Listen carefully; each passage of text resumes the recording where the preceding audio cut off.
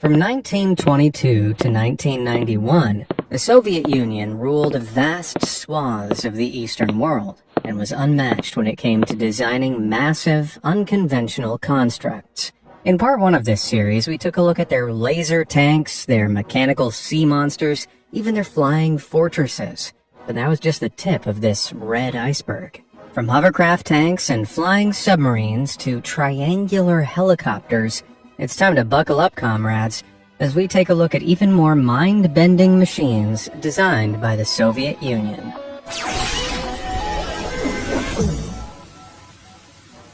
The hover tank.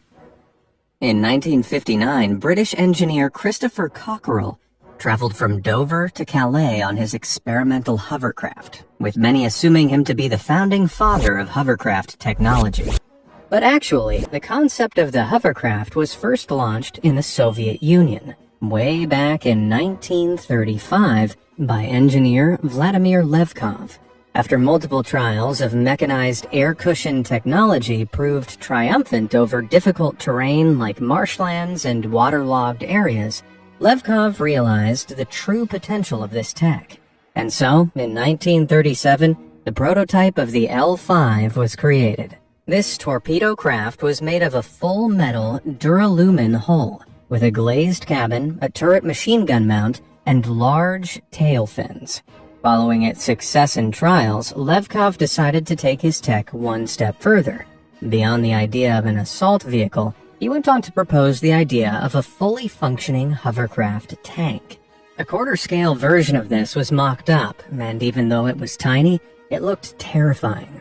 Its proposed specifications indicated it would eventually be 33 feet long, could hover up to 10 inches, and hosted a turret that housed a machine gun.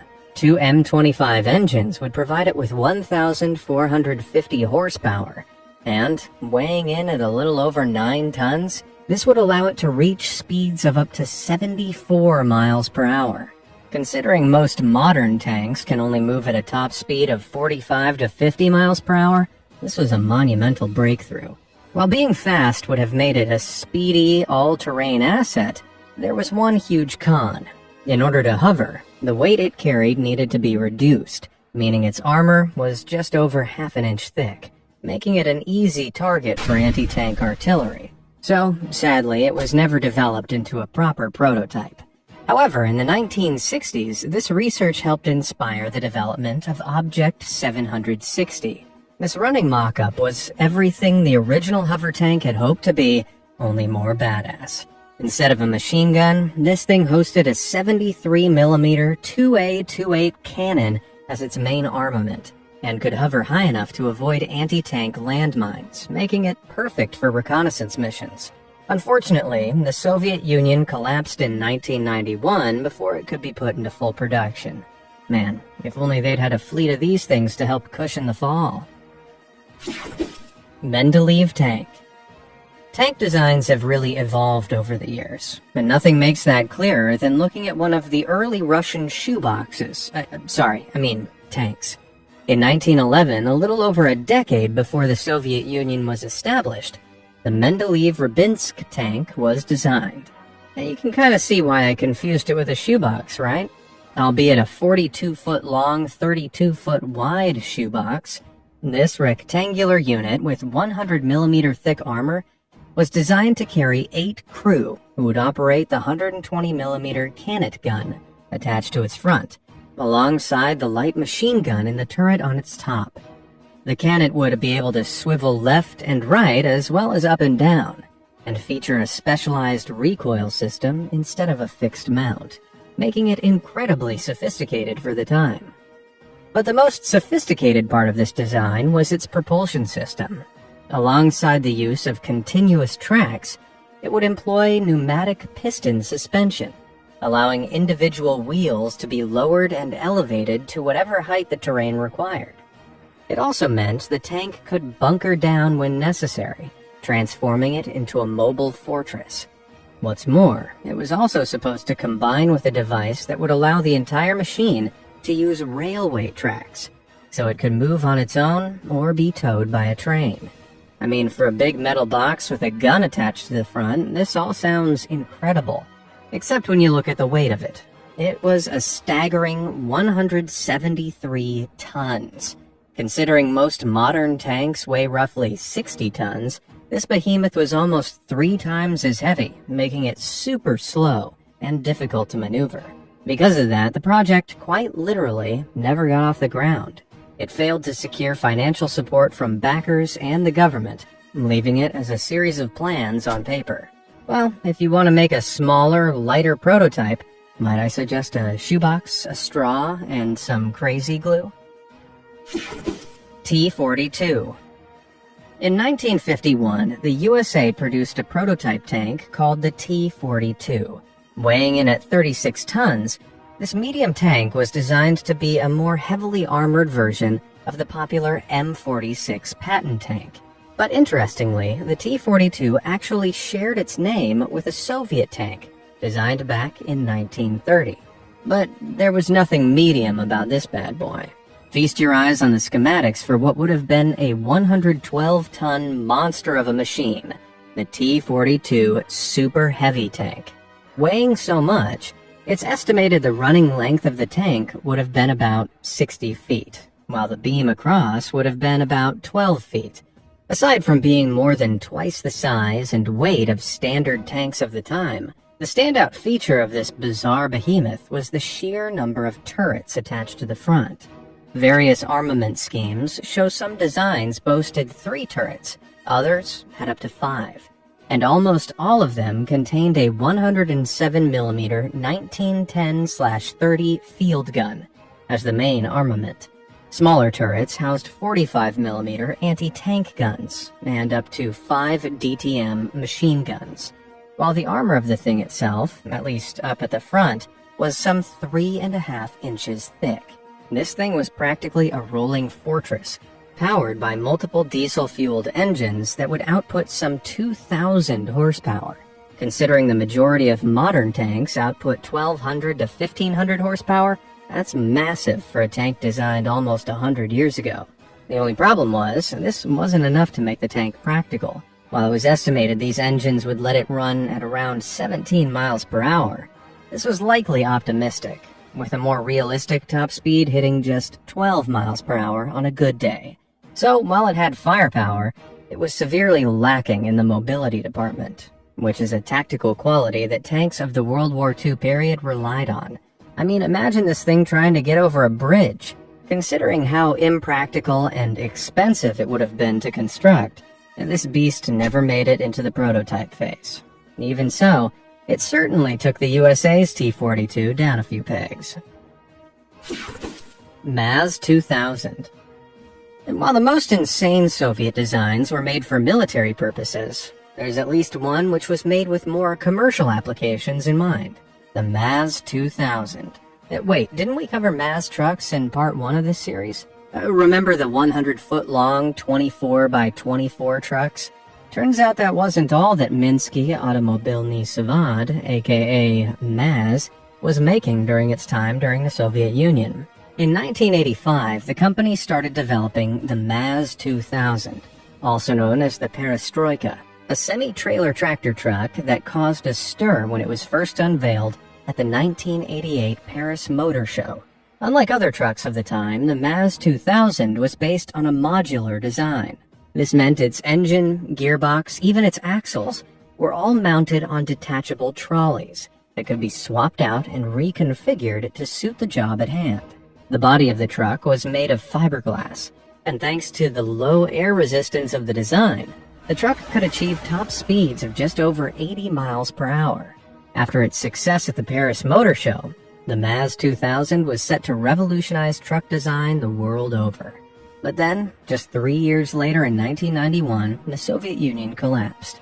Funding suddenly dried up, and MAZ simply couldn't get the cash together to put the truck into production. The 2 prototypes that were built for that motor show have been preserved in Minsk, where they remain to this day. Well, in my humble opinion, the design of these trucks is still amazing. Mil V-12. When it comes to historic helicopters, the Soviet Union was the undisputed king of the skies. In the 60s and 70s, bigger was definitely better. For example, the MiL-Me-26 is the largest production helicopter in the world, with a payload capacity of more than 55,000 pounds. The MiL-Me-10 held several world records for the heaviest payload carried to the highest altitude, but neither of these behemoths could compare to the MiL-V-12. This is, quite literally, the largest helicopter that has ever been built, and I mean ever.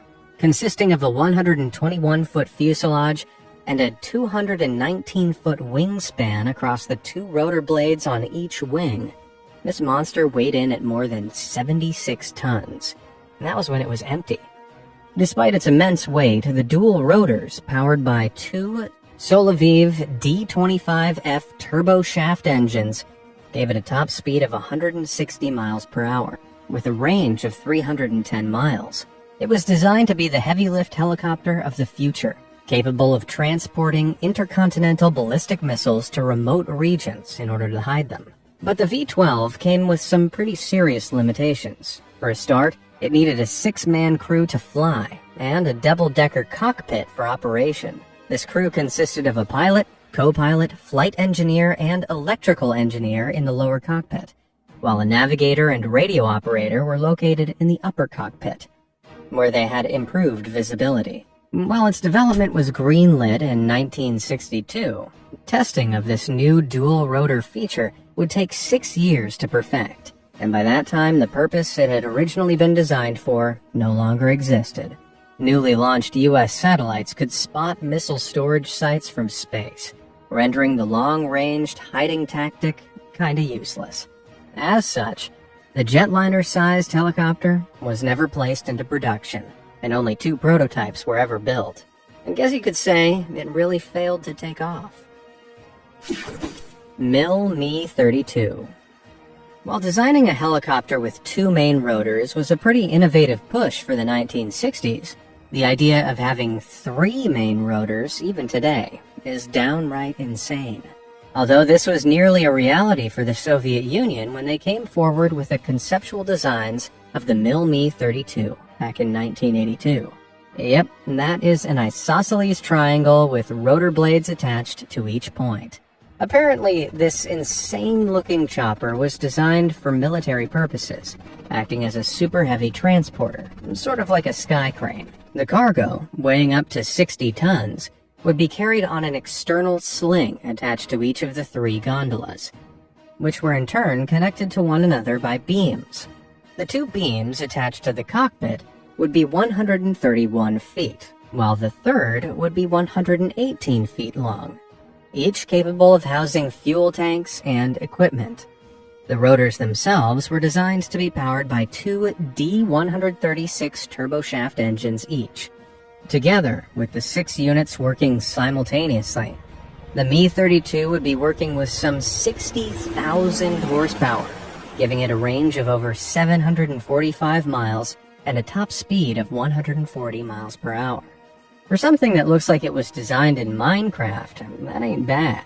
It was submitted to the Soviet Council of Ministers and Central Committee for approval, but despite promising feedback, an official decision never followed. And so, sadly, the M32 never even saw a prototype phase, and was instead destined for the archives as yet another crazy mechanical Soviet concept. But if you ask me, the craziest part about this was calling it the MiL-Me-32 and not the fly angle. VVP-6. Okay, so 3 rotors was considered pretty insane. Surely, no one in the Soviet Union was crazy enough to design an aircraft with even more rotors, were they? Obviously they were. Started by the Yakovlev Bureau in the mid-1960s, Project GDP-6 proposed the construction of a heavy multi-rotor helicopter designed to carry special payloads. The result? The VVP-6. A 160-foot-long, 20-foot-wide fuselage, about as long and as wide as a Boeing 777, with 6 rotor blades attached to it. These rotors would be powered by 24 turbofan engines with 12 on each side and 4 motors each powering the 6 contra rotors. These rotors would be able to rotate in different directions to steady the craft, or slowed to allow it to steer, supposedly negating the need for a tail.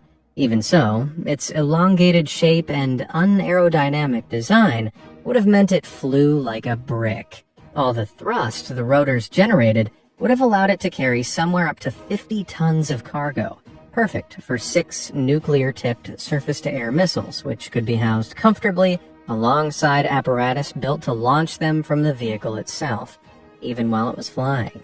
But that's not the only thing it could carry. The platform attached to this could be changed out, allowing it to carry troops, supplies, even aircraft, depending on the task at hand. That meant this thing could be transformed into a real-life helicarrier, like something out of a Marvel movie. Unfortunately for the wannabe Soviet Nick Fury, this went the way of the Mi-32 and Mi-12, as the original need to quickly transport missiles like this was overcome in different ways. So, sadly, the VVP-6 was only ever brought to life on paper, and later in the Avengers films. Antonov AN-14SH. In part 1 of this series, you might remember we looked at the M15 Belphegor, which was designed to replace the old, reliable AN-2 biplane. While the Belphegor failed to take off for many reasons, it wasn't the only suggested replacement for the AN-2. Meet the AN-14, a utility craft reliant on twin engines that was produced back in 1966. It was designed to be simple to build, maintain, and fly. The only problem was the AN-2 was just too good at its job, selling more than 18,000 units in its time, some of which are still in use today. But it was obsolete, and the Soviets were determined to improve on excellence. So, to give the new AN-14 an edge, they added a few modifications, and that's where the AN-14SH comes in. Why yes, that is a giant air cushion attached to the bottom of it. Instead of an undercarriage, this thing basically had a hovercraft mounted beneath it, and this certainly improved its landing capabilities in contrast to the AN-2, allowing it to land on water, swamps, ice, just about anywhere. But there was a major trade-off: simplicity for novelty. Test pilots complained that you needed to know how to handle the aircraft while it was on the ground, and the hovercraft system itself took up a lot of the aircraft's capacity, reducing its maximum payload and messing with the aerodynamics. Testing continued until 1986, but the AN-2 won out, and the project was dropped. Hopefully not out of the sky. Typhoon-class submarine. The Soviet Union's mechanical might holds world records over the skies, having built the largest helicopter and the largest planes in existence. But they also hold dominion under the waves, thanks to the creation of this unfathomably huge nuclear-powered Typhoon class of submarine back in the 1970s. The Typhoons are the largest submarines to have ever been built. I mean, just look how tiny the crew are in comparison to it. Stretching some 574 feet long, these submarines are longer than the Washington Monument is tall. When underwater, this super-sized sea monster can displace around 48,000 tons of water. For contrast, the U.S. Ohio-class subs, the largest ever built for the U.S. Navy, can only displace around 19,000 tons. At this size, the sub is able to comfortably accommodate up to 160 crew members, submerged for months on end. And when I say comfortably, I mean comfortably. This submarine is so huge, it has its own arcade, gym, sauna, and there's even a small indoor pool. Yep, a swimming pool. Inside a submarine. No, the irony is not lost on me. But that's not all. There's also a room for a few animals on board, like birds, and even a small aquarium. Even the mess hall looks reliably roomy. When you look at other submarine designs of the time, which barely seem to have enough room for sailors to sleep in, the Typhoon is an underwater hotel in comparison. But why would the Soviet Union build a sub so big? Surely it wasn't for the benefit of the crew. Well, if you consider the almost 40-foot-long, 40-ton intercontinental nuclear missiles that the sub also carried, then yes, it was. Costing more than $30 million each, up to 20 nuclear missiles were also loaded on board, along with their launchers. Considering that 6 of these megasubs were built, together they were carrying about $3.6 billion worth of nuclear doom at any given time. Pretty horrifying to think they were lurking at the bottom of the ocean for months on end. Luckily, once the Cold War fizzled out, no more were commissioned or made. The majority of them have now been decommissioned, with only one remaining in active service, though it's due to be decommissioned in 2026. Until then, who knows where it may be lurking. Ushakov's flying submarine. Now, the concept of a flying submarine has been explored in fiction since 1912, with the aptly named Flying Submarine book by Percy Westerman. Although it was more about a submarine that flew via a tiny propeller attached to its front, not exactly how the rules of aerodynamics work. But in 1934, the idea was explored further and brought to life by Soviet engineering student Boris Ushakov. But instead of designing a submarine that could fly, he brought forward designs for a plane that could submerge, carrying all the equipment of a regular sub. If it worked, this plane would theoretically be able to scout for enemy ships before submerging itself and ambushing them, doing the jobs of 2 war machines in one. It would be powered by 3 engines. It would fire torpedoes and would even include a conning tower and periscope to adhere to traditional submarine design. The machine would fly out to sea, land on its pontoons like a normal seaplane, then flood the spaces within its wings and hull to sink below the waves. On paper, it looked like a weirdly perfect machine, but there were a lot of technical loose ends. For a start, Ushakov never detailed how he'd seal the 3 radial engines from saltwater. Plus, the weight added to the craft to turn it into a sub would have made it cumbersome and slow. This meant its missions may have been cut short, with enemies more likely to spot it struggling to get across the sky. While plenty of models and mock-ups of the plane exist, it was never actually built in real life. Man, that's so depressing, it's giving me a sinking feeling. NIAIRK.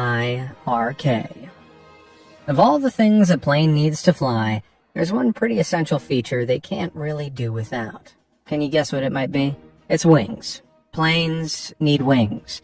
No matter how small or big they are, standard planes need wings to generate lift, which is what makes the Soviet NIAI RK-1 something of a deviant, because on this prototype plane constructed in 1940, the wings were designed to be retractable. Yep, the 28-long fuselage had 2 sets of small, thin tandem wings, with guide tracks attached onto their side, with a hydraulically controlled, telescopic sliding wing that extended over them. When fully extended, this more than doubled the wing area, increasing it from 128 to 301 square feet. Now, you might be asking yourself, why on God's green earth would a plane need retractable wings? After all, literally every other plane gets along just fine without treating the things that are essential to staying up in the air like the top of a convertible car. But there's a little method in this madness. In the piloting world, landings and takeoffs are much easier at lower speeds. And for that, you might need large wings which create more lift at low speed. But once you're aloft, pilots want to minimize lift, because lift also increases drag, the force that opposes an aircraft's movement through the air.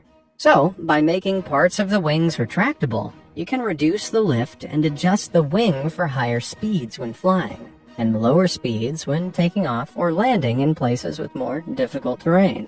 When you put it like that, it doesn't seem all that crazy.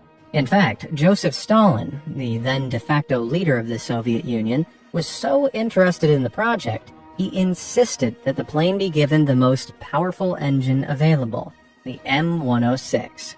But the M106 was an experimental engine that had a lot of cooling problems. This meant that even though the plane was completed in 1940, it sat in a workshop unflown because the engine was dangerously unreliable.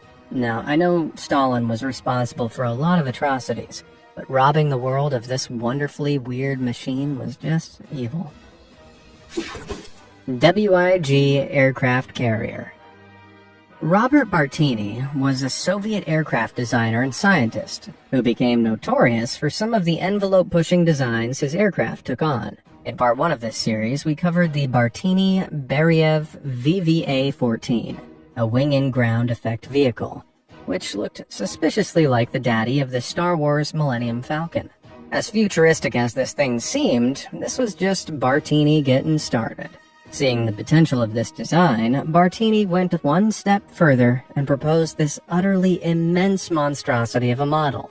This is the wing-in-ground effect aircraft carrier. Now, the wing-in-ground effect is utilized by aircraft with specially designed wings and fuselages to generate lift when close to water, allowing them to rise on a sort of cushion of air below.